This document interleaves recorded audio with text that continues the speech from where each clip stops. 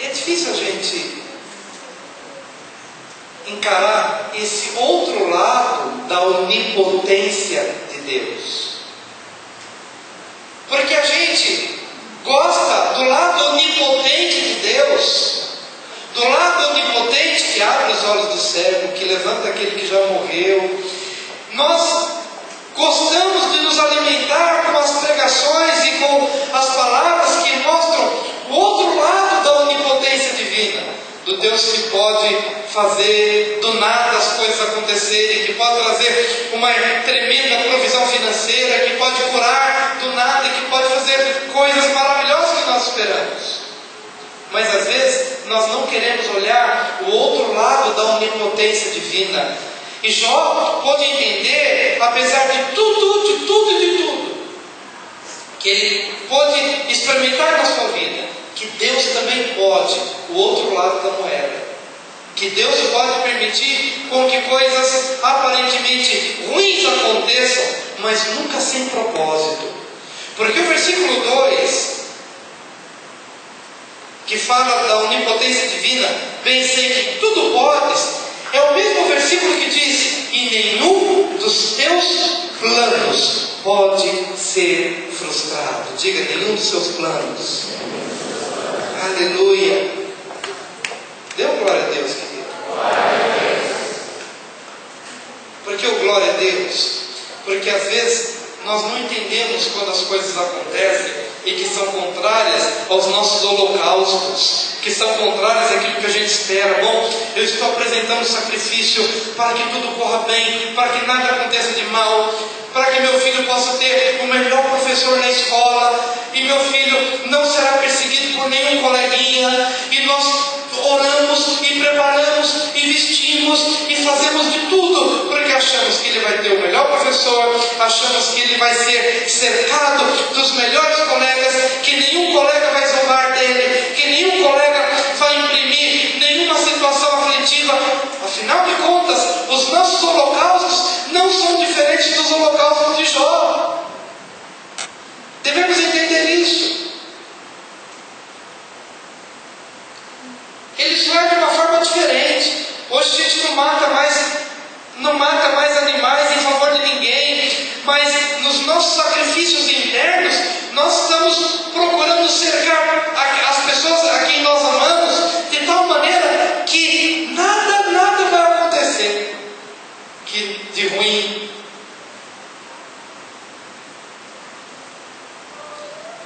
Mas é interessante que Jó realmente precisava ter uma experiência com essa onipotência de Deus, porque quanto mais ele fazia, quanto mais ele cumpria, quanto mais ele desenvolvia tudo do bom e do melhor, a conclusão a que ele chegou foi de Jó 3:25. Jó 3:25. Aquilo que temo me sobrevém, e o que receio me acontece. Não tenho descanso, nem sossego, nem repouso, e já me vem grande perturbação. Quero que você atente para isso. Repita após mim: aquilo que temo me sobrevém, e o que receio me acontece. Não tenho descanso, nem sossego, nem repouso, e já me vem grande perturbação. Essa palavra reflete como estava a alma de Jó enquanto ele fazia todos os seus sacrifícios em favor da sua casa. Porque na verdade tudo o que ele fazia era recheado de ansiedade. Eu vou orar, quem sabe alguém tenha blasfemado contra Deus, quem sabe algo de ruim esteja se configurando. E na verdade tudo o que acontecia era fruto da ansiedade de Jó. Mas quando ele descobriu que Deus tudo pode, Jó experimentou a libertação do medo. Diga, libertação do medo. Libertação do medo. Será que você consegue ver um Jó cujas atitudes espirituais eram baseadas na ansiedade? Orava porque estava ansioso, apresentava sacrifício porque tinha medo que alguma coisa de ruim acontecesse. Você pode perceber que tudo que envolvia a vida de Jó, mesmo seus atos religiosos, era com medo de não acontecer algo de ruim. E quantas vezes percebemos que é exatamente assim que a gente vive? Com medo, ansioso.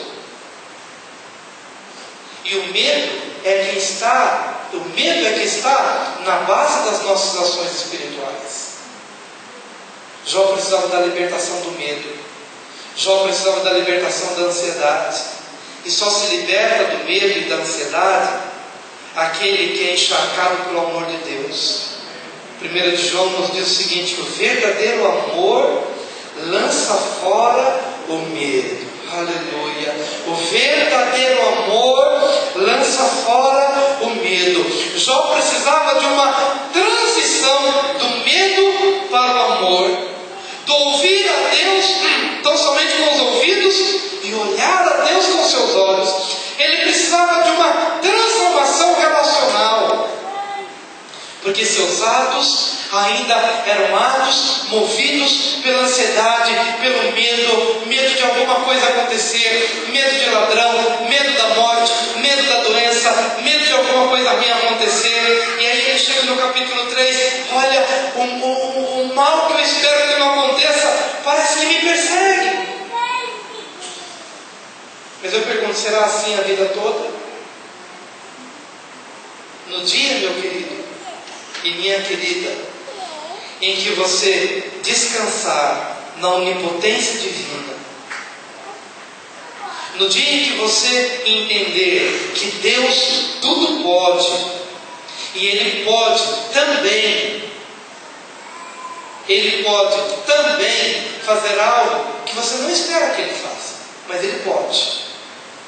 Mas Deus não é louco e Deus não é insensato para fazer as coisas acontecerem por um motivo qualquer.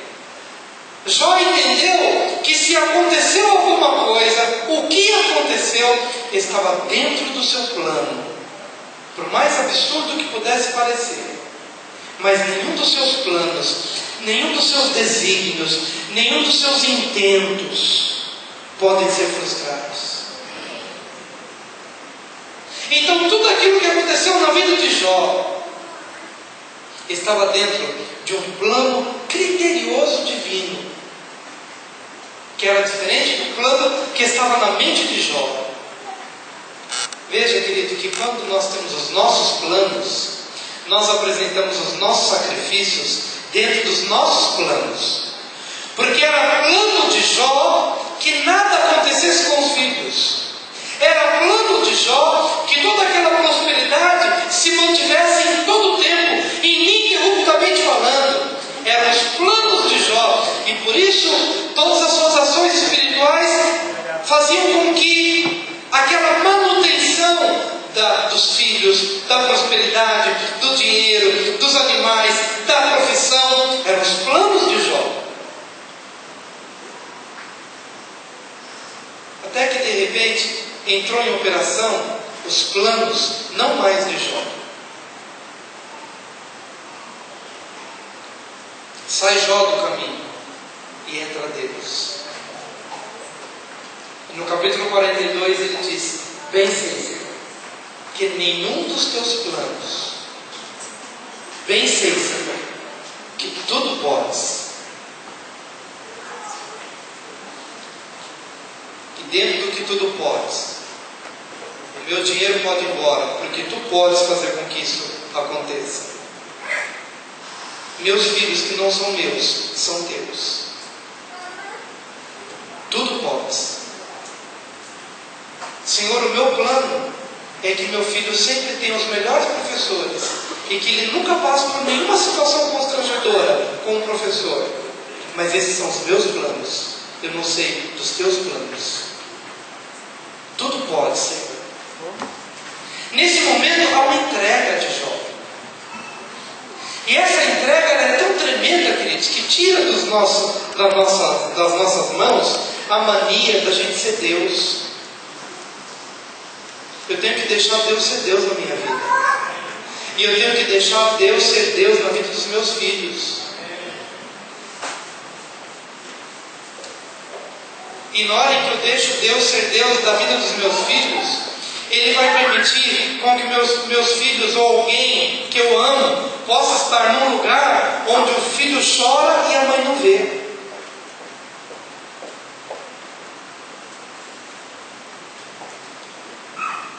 E eu pude entender na minha própria vida que, apesar de toda a super proteção da minha mãe, que queria estar comigo em todos os lugares, nem para ir para uma excursão da escola ela deixava eu ir sozinho, porque ela queria estar comigo. E o dia que eu estava feliz da vida, que ia ser meu primeiro passeio no ônibus com a professora e com os colegas, puxa que bênção, hoje eu vou sozinho com os meus colegas e com a minha professora, vamos para o zoológico, está tudo certinho, já estou dentro do ônibus, animado. Aí de repente eu ouço uma voz, era minha mãe subindo no ônibus. Eu falei, não é possível que a minha mãe vai comigo para o zoológico, não é possível. E eu não queria acreditar, eu só ouvia a minha mãe dando as recomendações para o meu outro irmão, né? Dizendo, olha, quando o pai chegar, você prepara a coisa assim, assim, assim, para ele não ficar com fome e tal. Não acredito, minha mãe vai comigo no passeio. E ela foi comigo, porque ela achava que ela tinha que estar comigo e cuidar de mim para que nada de mal acontecesse.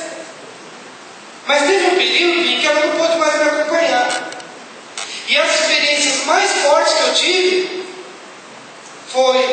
foram nos lugares onde o filho chora e a mãe não vê.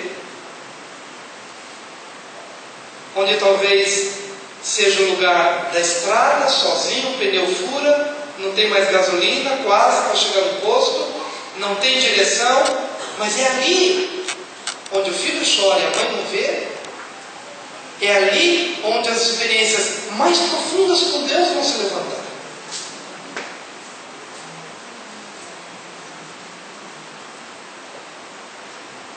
Amém, queridos? Então, quando eu olho para esse versículo e vejo Jó dizendo, bem sei, Senhor, que tudo podes. Tu podes dar a melhor professora para o meu filho, mas tu podes também, por causa não dos meus planos, mas por causa dos teus planos, conceder a ele uma professora que não é segundo o meu padrão que eu desejei. Mas os teus planos vão para além daquilo que eu imagino. Então, Senhor, tu podes trazer ao meu filho uma experiência que eu não desejo, mas que tu desejas por causa do quê? Dos teus desígnios, por causa dos teus planos. Diga para o seu vizinho, o que importa são os planos de Deus. Diga para ele.